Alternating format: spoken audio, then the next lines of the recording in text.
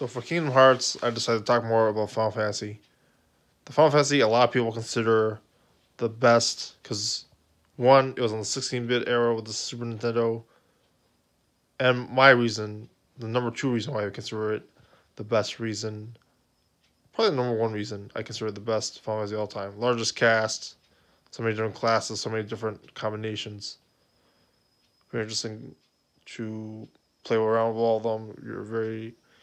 They all use magic, unlike in previous Final Fantasies. Maybe not Final Fantasy 4 at least, probably in the other ones. Um, they feel like Final Fantasy 7. The story feels like Final Fantasy 7. You have the Summoner and the Amnesiac, and you have the Soldier and the Amnesiac, and you have the cool art style of Yoshitaka Amano. You have the great music.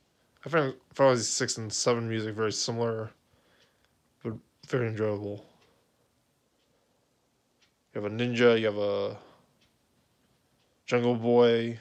The Rage thing hasn't been emulated for like forever. Well, the Blue Magic stuff has been on so much other stuff. Science interesting with sword tech. Have been something like that. Probably the peak of turn-based ones with that. They haven't really put something like that in like Final Fantasy 7. Not even like a lot of Final Fantasy 7. Terra's a little bit boring with only the morph thing, but like it's still interesting. Solace and the runic ability, very interesting. There's a lot of strategies where you can use all these characters.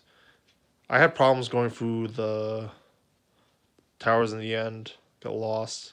Couldn't figure out what was going on. How to get the last final boss, and that's basically why I didn't beat it. Other than that, I was pretty underleveled. It's still, compared to Final Fantasy 7, the leveling is very important. There's a bit of a grind on like Final Fantasy 7. I know there's a complaint about that, and they got rid of the leveling in Final Fantasy 7, but at least the need for the level in Final Fantasy 7 when you're not speedrunning, but like there's that. Another complaint I have is like when you use light, like all the Empire enemies are like magic attacks, so you just use lightning against them. Unless it's like the special magic attack that was like probably the most interesting boss where it was like change resistances. Locke was an interesting character with Run and Swing, but there's like a little short thing.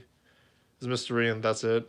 I don't know if it reached expectations, but it was a thing that I read when I was younger. Sabins have the thing. The other thing that I didn't get with was everybody's conversation with Kefka. He murders so many people, but like that's like a teenage thing you will like something about. However, the interesting thing though is the ending, the final boss when he goes that philosophical speech. That's what really makes him interesting and makes him one of the most interesting characters of all time. And it's around that time right before the storytelling of 7, 8, and 9. The visual stuff and the 3D environments and stuff would make it very interesting and more cinematic.